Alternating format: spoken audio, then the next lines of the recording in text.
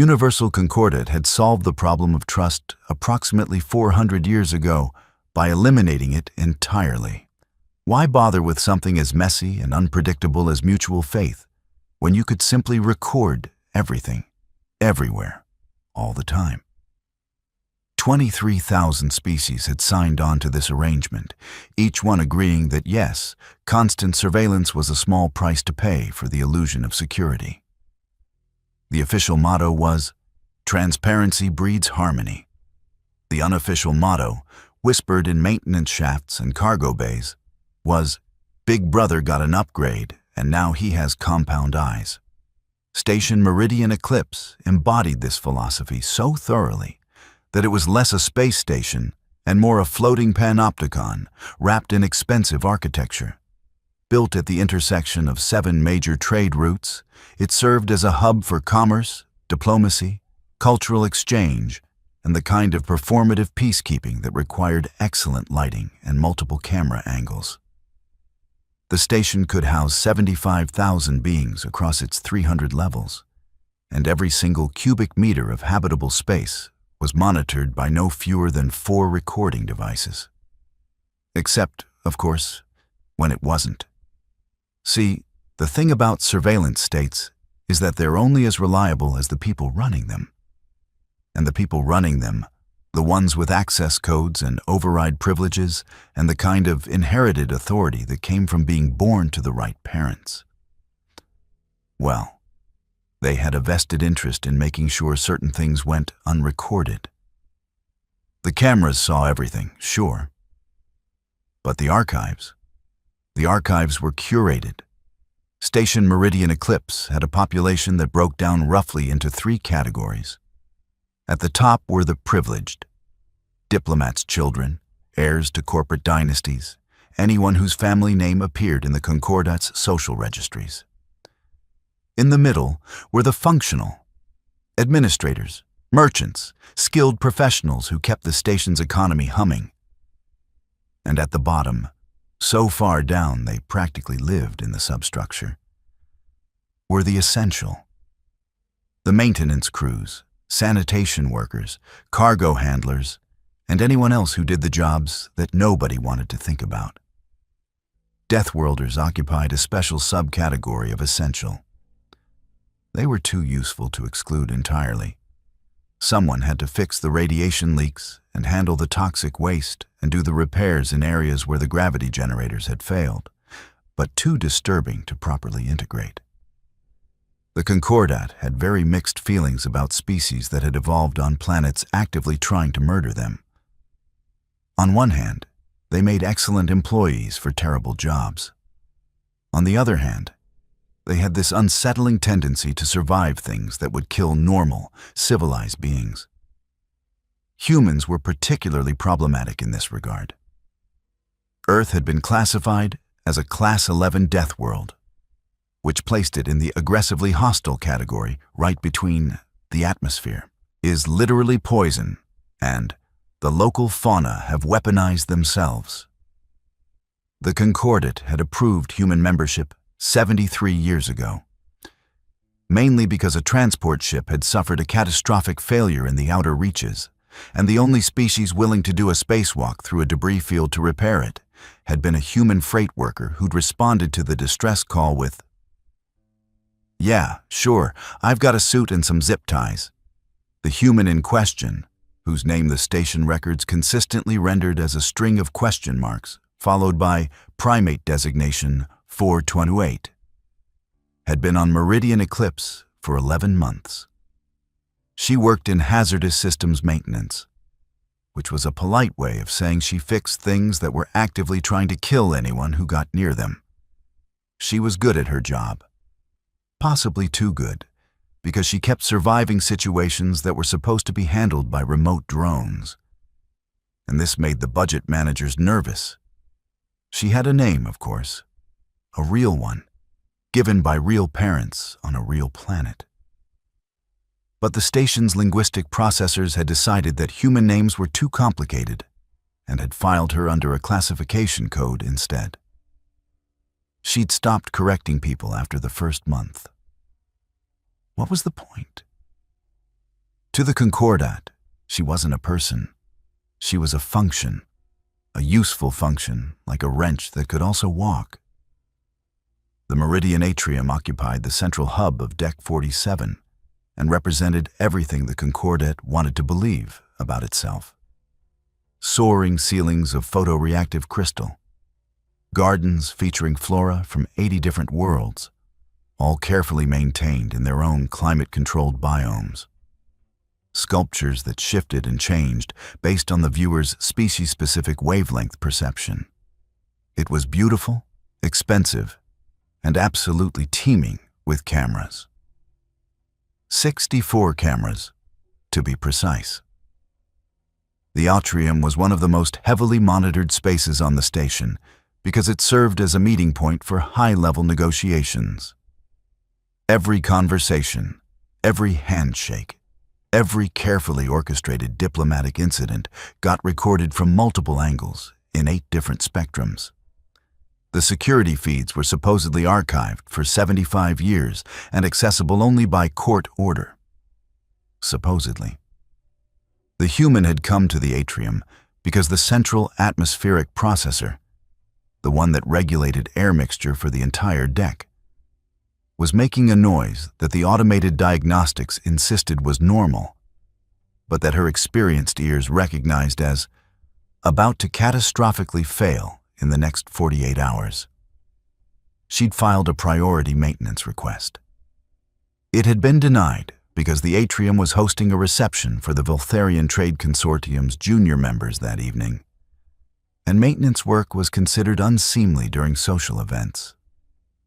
So she'd come anyway, during the 2-hour gap between the afternoon session and the evening reception, carrying her diagnostic equipment in a battered case that had survived 3 station assignments and a brief period as a makeshift blast shield.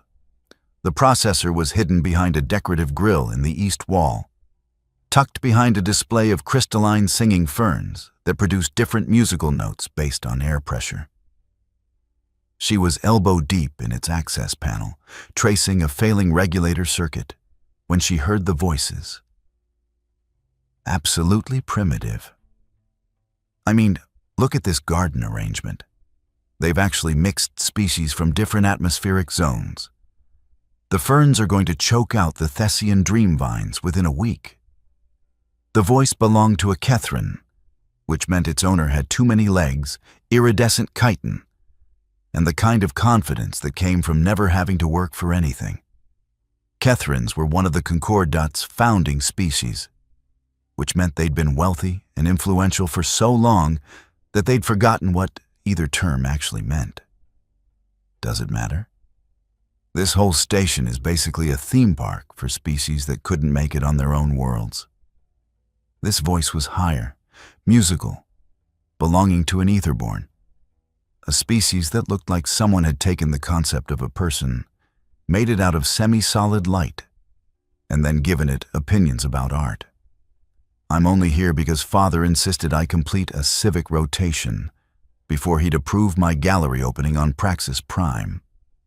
There were 5 of them, the human noted without turning around. She'd learned to track threats by sound, a skill that came from working in environments where looking away from your task could mean losing a hand to unshielded machinery. 5 distinct voices, 5 different species, all of them moving through the atrium with the kind of casual ownership that marked them as privileged. She kept working. If she finished the diagnostic quickly enough, she could file an emergency override on the maintenance request and be gone before they noticed her. Oh gods, what is that smell? One of them had wandered closer. This voice belonged to a Phylexian, a species that resembled a mobile plant, but with more attitude and fewer redeeming qualities. It's like industrial solvent, and is that mammalian sweat? The human's hands paused for just a second. Then she continued working, faster now. There's something behind the ferns. The Kethrin again, closer now. Is that? It is. There's a maintenance worker here during the reception setup. Someone should really inform the event coordinator, the Etherborn chimed. The atrium is supposed to be restricted during social preparation periods. The human pulled her arm out of the access panel and turned around, keeping her movements slow and non-threatening. The 5 of them had formed a loose semicircle about 3 meters away, all looking at her with varying expressions of distaste. "Emergency maintenance," she said calmly, gesturing to the processor. "There's a failing regulator that could dump carbon dioxide into the deck's air supply. I filed a request." "A request that was denied," the Kethrin said. Its name was something unpronounceable, but the silver insignia on its thorax marked it as a consortium member. "Which means you're here in violation of station protocols." "The regulator is going to fail," the human repeated, keeping her voice level. "When it does, everyone on this deck is going to start suffocating. I'm trying to prevent that." How dramatic. The Phylexian drifted closer, its bioluminescent leaves pulsing with amusement. "The Deathworlder thinks it understands our systems better than the automated diagnostics. Tell me, how many years of engineering training do you have? Or did you learn everything you know from hitting things with primitive tools?" The human felt something tighten in her chest, but she kept her expression neutral. "I have 6 years of experience in hazardous systems maintenance across 4 different stations. The diagnostic algorithms are optimized for normal wear patterns. They don't account for the kind of stress that comes from running the processors at 110% capacity during reception events." "Oh, it's lecturing us now?" The Etherborn laughed, and it sounded like wind chimes having a nervous breakdown. "Did everyone hear? The maintenance drone has opinions about capacity management." "I'm just trying to do my job," the human said. She turned back to the access panel. "If you'll excuse me." "I don't think we will excuse you." The Kethrin moved to block her path. "I think you're going to pack up your primitive tools and remove yourself from this space before you contaminate it further with your presence." The human looked up at the ceiling. The cameras were there, 64 of them, each one mounted in crystal housing that made them look like artfully placed jewels rather than surveillance equipment. Little indicator lights glowed steadily, showing active recording status. She looked back at the Kethrin. "I need to finish this repair." "No." The Kethrin leaned forward, using its height advantage. At full extension, it stood nearly 3 meters tall. "You need to learn your place. Maintenance work is done during maintenance hours in maintenance areas by beings who understand that their function is to serve, silently and invisibly. The regulator is fine. The diagnostics say it's fine. Are you suggesting that our technology is inferior to your Deathworld intuition?" The Kethrin's mandibles clicked in a pattern that translated to contempt. "You know what your problem is? Your species hasn't learned the fundamental lesson of civilization. Some beings matter, and some beings don't. Guess which category you fall into." The other 4 had spread out slightly, forming a loose perimeter, not quite surrounding her, but close enough. It was a practiced formation, the human realized. They'd done this before. "I'm going to file a report," she said quietly. "Oh, please do." The Phylexian laughed. "File it right next to all the other complaints from lower-tier workers who thought they deserved fair treatment. I'm sure someone will get right on that." The human bent down to pick up her equipment case. As she did, the Kethrin's leg swept out and kicked it, sending tools scattering across the atrium floor. "Oops," the Kethrin said. "How clumsy of me." The human stood very still. She could feel her heartbeat accelerating, feel the ancient chemistry starting to flood her system. Adrenaline Cortisol, the fight-or-flight cocktail that had kept her ancestors alive on the African savanna when something with claws decided they looked tasty. "Pick them up," she said, her voice very calm. "Excuse me?" The Catherine leaned closer. "Did the maintenance drone just give me an order? Pick up my tools. Or what? What are you going to do exactly?" The Catherine's laugh was a clicking, chittering sound. "File another report? Complain to your supervisor? Oh, wait. Your supervisor is my father's third assistant's intern. I wonder how seriously he'll take your concerns." The human knelt down and started gathering her tools. The Catherine waited until she'd collected 3 of them, then swept its leg again, scattering them once more. "I don't think you're understanding the lesson here," it said. "The lesson is that you don't matter. Your tools don't matter. Your safety protocols don't matter. You are a function, and right now, your function is making this space smell like Deathworld sweat and industrial failure." The human looked up, looked past the Catherine to the cameras, all 64 of them, still recording, still watching. She stood up, leaving the tools on the floor. "I'm going to walk away now," she said. "Are you?" The Etherborn had moved to block the nearest exit. "I'm not sure we're done with you yet. See, my friend here just realized something. You've contaminated this entire area with your presence. The ferns will need to be replaced. The air will need to be cycled. We're going to miss the evening reception because of your thoughtless violation of protocol.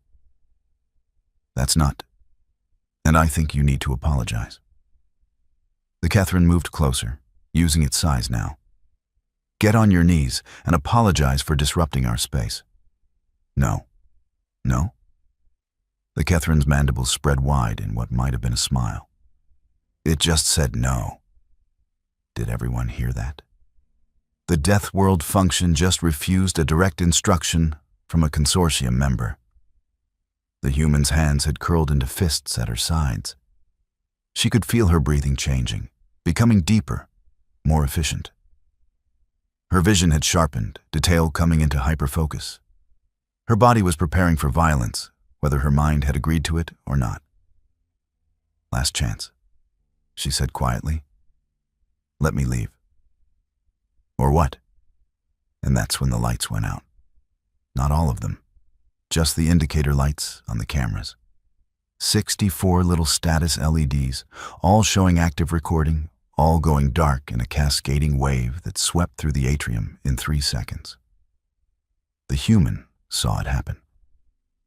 So did the Catherine, though it didn't understand the significance. Not yet. "Even the station systems are tired of watching you." The Phylexian laughed. "I think that's a sign." The Catherine grabbed the front of the human's maintenance jumpsuit with one of its manipulator appendages. I said, "Get on your knees and apologize." The human looked at the darkened cameras, then at the 5 beings surrounding her, then at the Catherine's 3-meter frame towering over her. She smiled. It wasn't a nice smile. It was the smile of a species that had spent 200,000 years learning how to kill things bigger and stronger than themselves. "You should have let me fix the regulator," she said. Then she moved. Humans are not impressive by Concordat standards. They're not strong like Borlaxians, not fast like Zephite-kin, not armored like Cragthoids. They're just adequate. Adequate strength, adequate speed, adequate durability. Thoroughly mediocre in every measurable category. But adequate is relative. And what's adequate for surviving on a death world is spectacular overkill for dealing with species that evolved in gentler environments. The human grabbed the Catherine's manipulator appendage, the one holding her jumpsuit, with both hands. She twisted, using the grip as an anchor point, and drove her shoulder into what passed for its knee joint. The joint bent backward with a sound like snapping plastic. The Kethrin screamed, a high-pitched whistle that probably would have summoned security if the communication system hadn't mysteriously failed at exactly that moment. She didn't let go. Instead, she used the Kethron's own grip to pull herself up, getting both feet off the ground, and drove her knee into its sensory cluster. 3 of its 6 eyes shattered. It released her.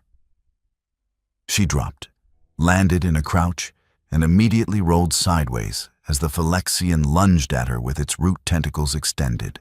The tentacles hit the floor where she'd been with enough force to crack the decorative tiles. The Etherborn was backing away now, its semi-solid form flickering with what might have been fear. "Security! Someone call—" But the communication panels were offline. The emergency call buttons showed error messages. Even the personal comm devices that everyone in the atrium carried were displaying the same message. Network unavailable. One of the others, a Silthrene who looked like a mobile column of segmented crystal, rushed her from the side. She sidestepped, grabbed one of its segments as it passed, and used its own momentum to send it crashing into one of the fern displays. Crystal and plant matter exploded across the floor. The 5th one, a Grethix with too many arms and not enough sense, was trying to circle behind her. She picked up her equipment case, 15 kilograms of tools and reinforced composite, and threw it. It hit the Grethix in what passed for its face. The being went down hard. The Phylexian was trying again, its bioluminescent leaves flashing in what was probably meant to be a blinding pattern. Might have worked on prey species. Humans had evolved to hunt during the day and night, in forests and plains, in conditions ranging from perfect visibility to can't see your hand in front of your face. Their pattern recognition was excellent, and their brains were very good at filtering out irrelevant visual noise. She walked straight through the flashing lights and grabbed the Phylexian's central stem. It tried to wrap its tentacle roots around her, but she'd grown up on a planet where the plant life included things like poison ivy, stinging nettles, and the Australian jimpy tree. She knew how to handle aggressive flora. She twisted the stem. The Phylexian made a sound like tearing leaves and went limp. The entire fight had lasted maybe 40 seconds. The human stood in the center of the atrium, breathing hard. Around her, 5 members of the privileged class were scattered like broken toys. The Kethrin was still conscious, barely, making whimpering clicking sounds. The others were either unconscious or wishing they were. She looked up at the cameras. All 64 of them, their indicator lights still dark. "I know you're watching," she said to whoever had shut them down. "I know this was a setup." No response, just the silent cameras, the sound of her own breathing. She retrieved her equipment case, gathered her scattered tools, and walked out of the atrium. Behind her, the crystalline singing ferns were producing discordant notes, their melody disrupted by the broken air pressure from the failing regulator that nobody had wanted her to fix. She made it to the maintenance level before her hands started shaking. Made it to her quarters, a 3-meter by 2-meter box that the station generously classified as single-occupancy housing, before the adrenaline crash hit her properly. She sat on her bunk and stared at the wall, waiting for security to arrive. Because they would arrive. That was part of the pattern, wasn't it? The cameras shut off for the provocation, then came back on to record the response. She'd be arrested, charged with assault, blacklisted from every station in the Concordat. The fact that they'd attacked her first wouldn't matter. The fact that she'd been defending herself wouldn't matter. Nothing mattered except who you were and who you knew. She was still sitting there, waiting, when her door chime sounded. She opened it, expecting security. Instead, she found a Null-3 standing there. A species that looked like someone had combined octopus with the electrical storm and given it a lab coat. Its name tag identified it as Senior Systems Engineer Crixthal. "You're not having a system malfunction?" it said without preamble. "No. But I received an automated alert suggesting your quarters required immediate engineering attention." It paused. "That's interesting, because I wrote the alert protocols, and they definitely shouldn't generate false positives. May I come in?" She stepped aside. The door closed behind it. Crixthal pulled out a datapad and started tapping through screens with 3 of its appendages. "You know what else is interesting? The surveillance system in the Meridian Atrium experienced a comprehensive failure approximately 1 hour ago.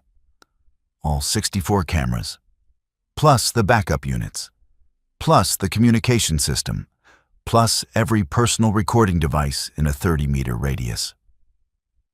It looked up at her with eyes that could see into the infrared spectrum.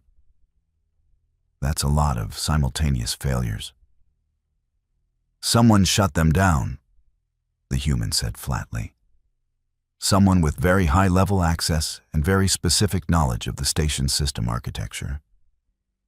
Crixthal turned the datapad around. "See this command string. This is a maintenance override code. Very few beings have access to it. And the timestamp shows it was initiated 47 seconds before the consortium members entered the atrium." The human felt something cold settle in her stomach. They knew what was going to happen. They always know. This is the 7th incident this year, following the exact same pattern. Target someone from the essential class, preferably a Deathworlder. Provoke them in a surveilled area. Use administrative access to shut down recording at the moment of provocation. Wait for the victim to defend themselves. Bring the cameras back online to record the response. Security arrives, finds the poor, innocent, privileged class being attacked by a violent lower-tier worker. And then? And then the victim gets blacklisted, sometimes prosecuted, always destroyed professionally. Crixthal's tendrils writhed in what might have been anger. The pattern is very consistent, very effective. Nobody questions it because the cameras show clear evidence of assault. The fact that the first half of the confrontation wasn't recorded gets lost in the proceedings. "So why are you telling me this?"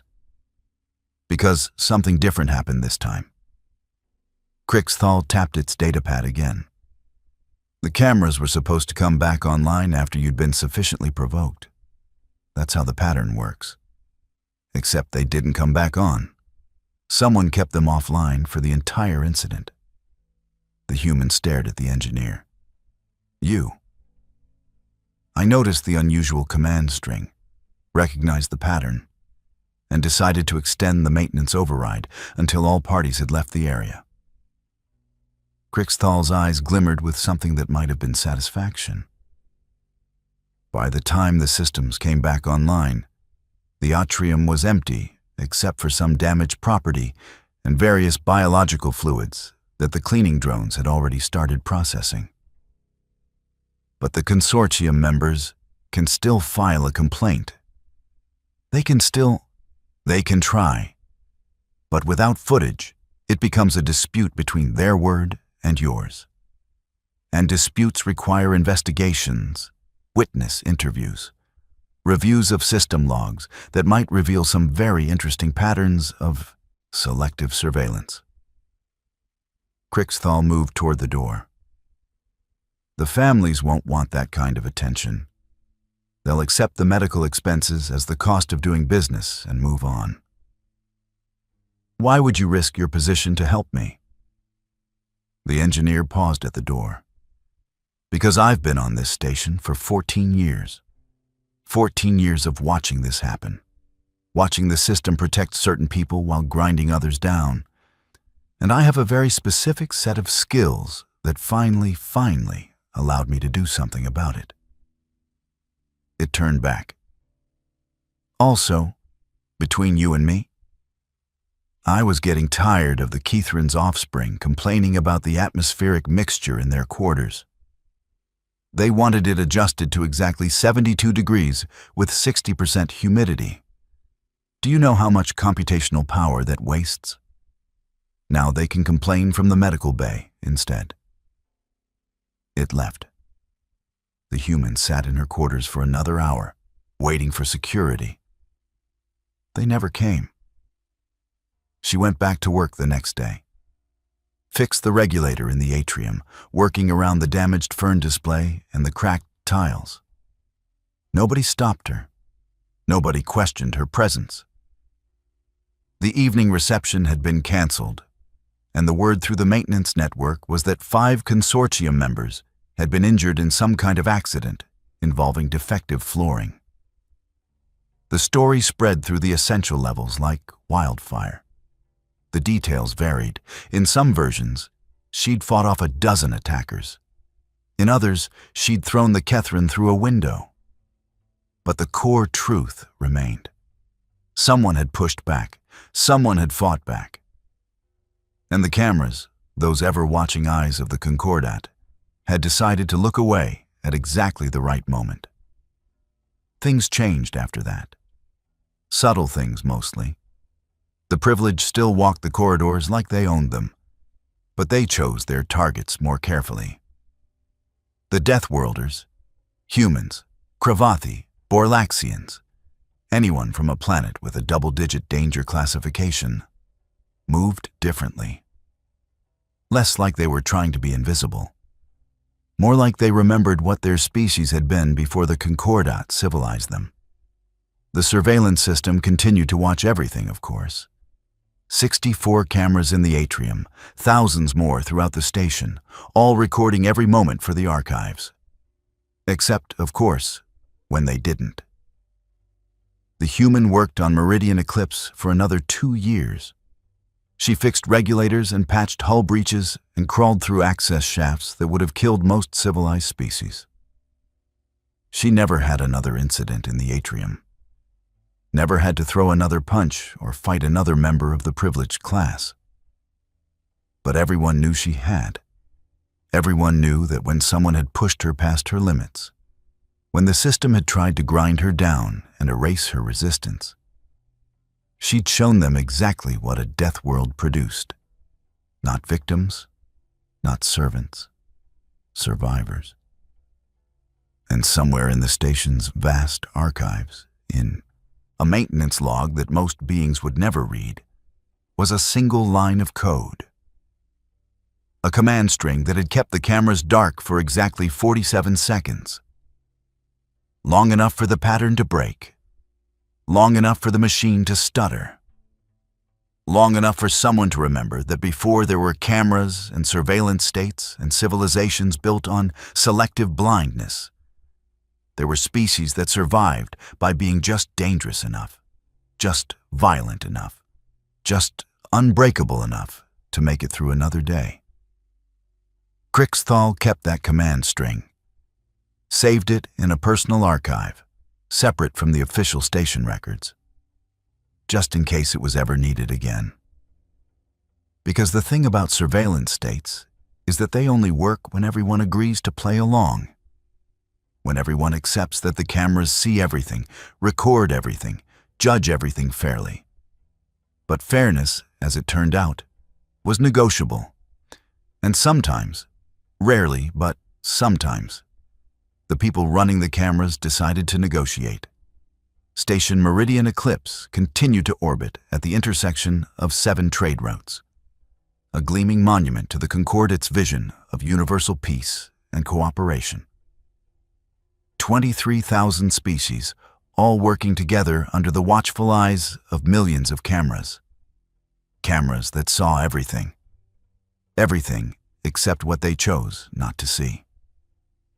And in the essential levels, in the maintenance shafts and cargo bays and hazardous work zones, the beings who kept the station running would sometimes pause in their work and look up at those cameras. And they'd remember that the most sophisticated surveillance system in galactic history could still be defeated by the oldest trick in the book. Someone on the inside who decided that enough was enough.